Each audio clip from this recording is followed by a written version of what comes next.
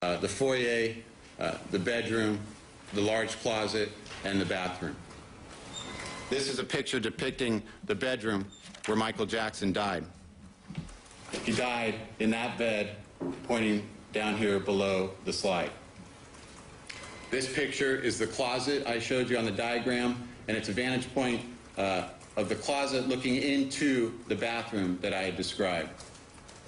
And then into the bathroom depicting what is shown there, the clothes, and in fact, the jacket that Michael was wearing at his last performance that night on June 24th, 2009. As I indicated earlier, the question becomes what transpired then from 1 o'clock in the morning till Michael's death the next day.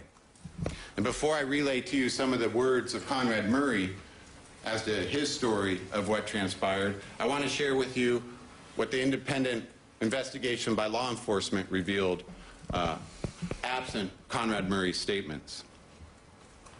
What you'll learn through phone records is that Conrad Murray was very busy on the phone that night. There are screenshots from the iPhone showing him receiving, reading various emails. There's text message. There's different screenshots showing various activities of Conrad Murray on his phone.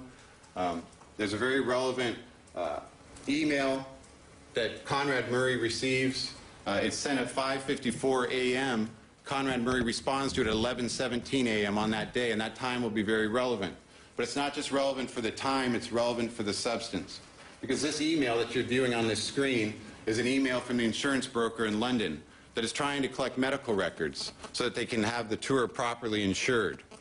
And Conrad Murray's asked specific questions about press reports relating to Michael's health, and that it's required in order to get the insurance. And Conrad Murray responds by his own email on June 25th at 11:17 a.m. And what he says is that as far as his health published by the press, let me say they're all fallacious to the best of my knowledge.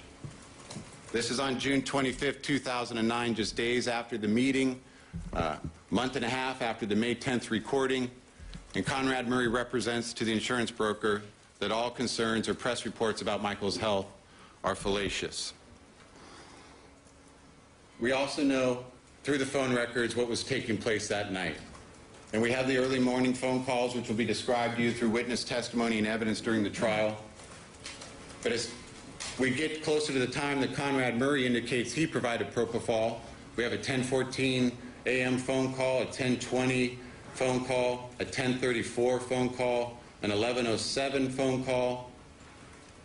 We then go to an 11:18, 32-minute phone call to Conrad Murray's business in Las Vegas, followed by a brief message to one of his female friends, Bridget Morgan, at 11:26, a call with Robert Russell at 11:49, and then a call at 11:51 with another female friend, Sade Anding, who lived in Houston, Texas. And you're going to hear from Sade Anding. And what she's going to tell you is that she was working as a cocktail waitress in Houston. She met Conrad Murray. They exchanged phone numbers. And that Conrad Murray referred to her as his girlfriend. And what you'll learn from the nature of this 11:51 phone call is that this is likely the time that Conrad Murray first noticed Michael Jackson's lifeless body.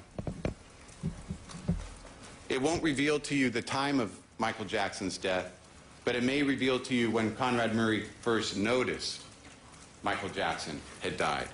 Because what Sade Anding tells us is that this 11:51 phone call took place, that she was speaking on the phone when she realized there was no response on the other end. Conrad Murray was not communicating, was not participating in the conversation. Sounded as though the phone had been put down. She heard a commotion. She eventually hung up. She tried to get back in touch with Conrad Murray, but was not successful. She indicated that this occurred about 5 minutes into the 11:51 phone call, so about 11:56, 11:57 a.m. is when the phone goes dead and she no longer is able to communicate with Conrad Murray. At 12:12, we have a phone call from Conrad Murray to Michael Williams, and a return phone call from Michael Williams at 12:15. Now, who is Michael Williams? Michael Williams is a personal assistant to Michael Jackson. He was not at the house on that day. He was actually at his own house downtown Los Angeles. But he receives this call, I believe he's in the shower at 12:12 p.m. And you'll hear the recording that Conrad Murray leaves on Michael Amir Williams at that time.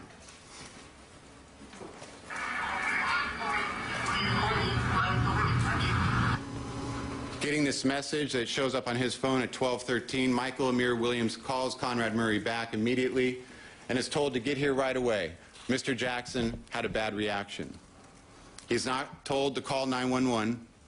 He's simply told to get there right away from downtown Los Angeles to 100 North Carrollwood in the Holmby Hills area. Michael Amir Williams makes a number of phone calls and eventually gets a hold of Alberto Alvarez, who is at the location. Alberto Alvarez is a security guard. He's part of Michael Jackson's personal security. They actually were housed in this trailer to the side of the house. Alberto Alvarez, being on site, is told to go into the house, that there had been some kind of problem and Michael Jackson had a bad reaction, according to Conrad Murray. Alberto Alvarez goes into the house and eventually goes upstairs.